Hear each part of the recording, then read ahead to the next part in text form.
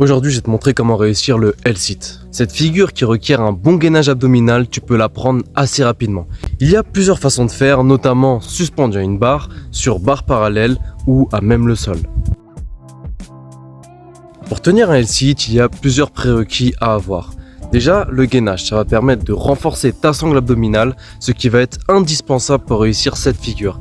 Essaye de tenir entre 45 secondes à 1 minute. Après, un exercice qui va te permettre de travailler les dorsaux, ce qui va être très important notamment pour le L-sit au sol. Garde les coudes tendus et laisse ton corps descendre, puis remonte en contractant bien les dorsaux. Et pour finir, une bonne souplesse des ischio-jambiers va permettre de bien réaliser le mouvement sans être gêné.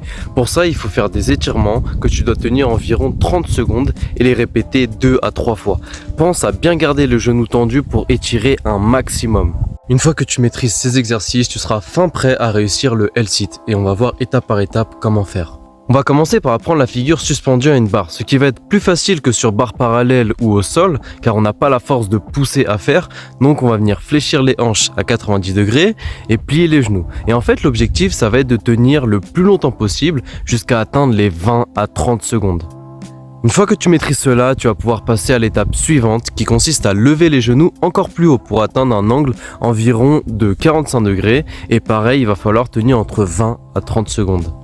Ensuite, il va falloir déplier une jambe après l'autre et tenir toujours pareil, une vingtaine à une trentaine de secondes et si tu veux, tu peux aussi faire du dynamique.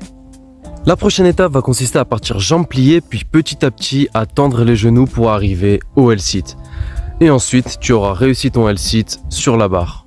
Maintenant, il va falloir le faire sur les barres parallèles, ça va être plus difficile car il va avoir cette force de poussée, mais les étapes vont être les mêmes, en commençant par les hanches à 90 degrés, puis 45 degrés, ensuite on alterne une jambe après l'autre, et on finit par tendre les jambes progressivement jusqu'à atteindre le L-sit.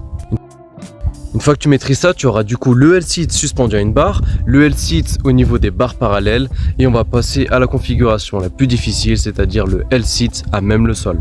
Pour ce faire, tu peux commencer par t'asseoir au sol et essayer de soulever le bassin en poussant sur les bras. Ensuite, ça va être les étapes qu'on a vues précédemment, donc fléchir les hanches, puis tendre les jambes alternativement et pour finir, tendre les deux jambes progressivement jusqu'à atteindre le L-sit. Une fois que tu auras débloqué ton L-sit, ce qui est bien, c'est que tu pourras le combiner avec d'autres figures. Tu peux par exemple commencer en L-sit et monter en handstand.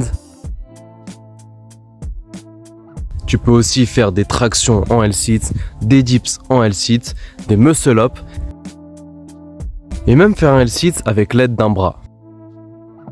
J'espère que cette vidéo t'a été utile et que tu vas pouvoir débloquer ton L-sit.